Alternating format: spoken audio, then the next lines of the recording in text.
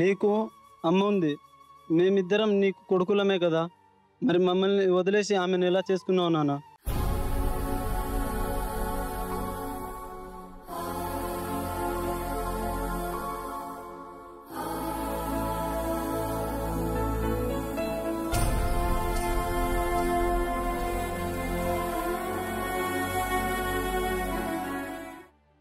తప్పు అయిపోయింది నాది. సమయం ఇప్పుడు నాకు అంత మందు పెట్టి అంత ఆగంగా అయిపోయింది. వాళ్ళ వలలో పోయి నేను చిక్కినట్టు అయిపోయింది. నాకు ఒక తెలియని సమయంలో అమ్మ అటు పోయినప్పుడు నాకు పెరుగు అన్నం తినిపించి దాంట్లో ఏం పెట్టిర్రో వాళ్ళ పంచాయతీకి తీసుకెళ్ళినప్పుడు నేను ఆ పంచాయతీలో ఎంటర్ అయ్యి లేకుండా అప్పటిదాకా నాకు ఎలాంటి సమస్య వాళ్ళ గురించి కూడా తెలియదు. నన్ను తీసుకుపోయి వాళ్ళ వైపులో పెట్టేసి నాకు ఏ మాట కూడా తొయ్యని పరిస్థితులలో నన్ను ఇంటి మీద గ్యాస లేకుండా బాబు హాస్పిటల్లో ఉన్నా కానీ నాకు ఏ గ్యాస లేని సమయంలో నేను ఆ మైకంలో ఉండిపోయి పిచ్చోళ్ళలాగా నేను తిరిగిపోయి అంత ఇప్పటి వరకు నాకు ఈ సమస్య జరిగి వచ్చింది. ఆ రోజు నేను చనిపోయి ఉంటే నాన్న, నా చెల్లె నా అమ్మ పరిస్థితి ఏమయ్యేది నాన్న?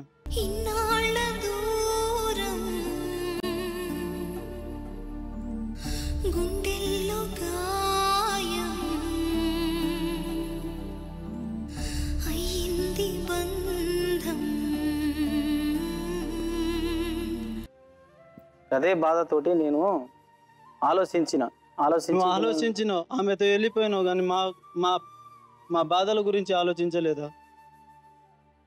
ఈ బాధల గురించి ఆలోచించలే, ఆ పరిస్థితి దాటిపోయింది నాకు. ఎక్కడంటే అక్కడ తీసుకుపోయింది, వెళ్ళిపోయినా, అంత సమయం అయిపోయింది, అంత తప్పుడు పనులు అయిపోయినా, కేసుల పనులు అయిపోయినా, లాస్ట్ నా జీవితం నేను బతికే అటువంటి పరిస్థితి కూడా లేని సమయం కూడా వచ్చేసింది నా మీదకి. అసలు నేనే మొన్నటి విషయంలో ఎక్కడికి పోయి చావాలనేది నాకు బాధ అనిపిస్తుంది. అటు కేసుల మీద కేసులు పెట్టి వాళ్లకు అనుకూలంగా దగ్గర ఏ సమయం అయినా పోలీస్ కంప్లైంట్ పోతే నన్ను తీసుకుపోయి అక్కడ పెట్టుడు కొట్టుడు, అదే సమస్య మీద జైళ్ళ పాలు దోలుడు, అటువంటి చేస్తూ ఉన్నారు. వాళ్ళు టార్చర్ పెట్టుకుంటేనే ఇప్పటిదనక అదే ఇంటి మీదికి స్థలం కావాలి, అదే భూమి కావాలి, వాళ్ళు పైసలు ఇయ్యని సమయంలో కూడా ఇచ్చిందని కూడా నాకు ఇబ్బందులు పెట్టుకుంటూ అడుగు ఇప్పుడు నీకు అర్థమైందా పెళ్ళాం అంటే ఏంటో, పెళ్ళాం కానబ్బాయికి తేడా తెలిసిందని అడుగు. ఇప్పుడు అర్థమైందా నాన్న? పెళ్ళామంటే ఎవరో, తిరిగే వాళ్ళు ఎవరో తెలిసిందా నాన్న? మాతో ఉంటావు, వాళ్ళతో ఉంటావు, ఒకటే మాట. మీతోనే ఉంటా. జీవితాంతం ఉంటావా? జీవితాంతం ఉంటావా? జీవితాంతం ఉంటా. మా ముగ్గురు మీద ఒట్టి చెప్పమను.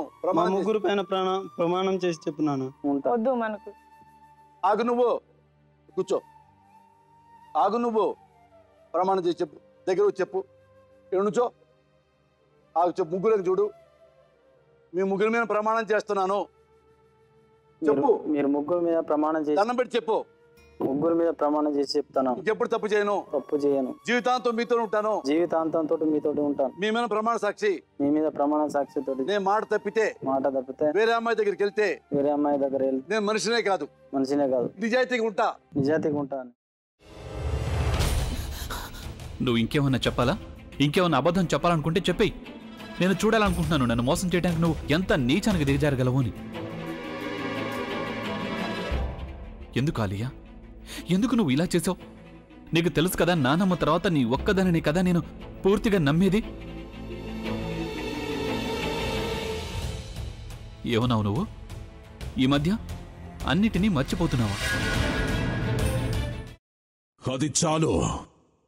వాటిలో ఉన్న శక్తి విషయాన్ని గ్రహించి మనకు వివరిస్తాయి.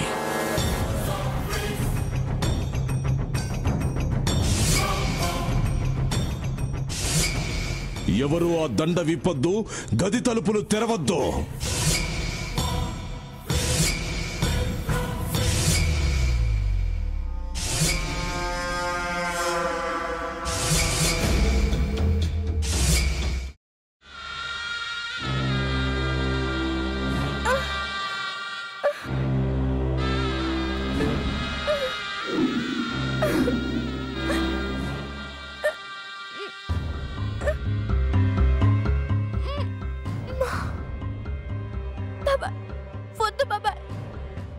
ఏం చేయొద్దు బాబాయ్, ప్లీజ్ బాబాయ్. నీకు నిజం తెలిసినప్పుడే నా ఆలోచనలో నువ్వు చచ్చిపోయావు. అబ్బా ప్లీజ్ కొంచెం తినండి ప్లీజ్. భీమారావు గారు, మీరా? ఇగో మీరా కాదు సక్కుబాయ్. అవును, మీ పనామే లేచిపోయిందని చెప్పి కంప్లైంట్ ఇచ్చినావు కదా.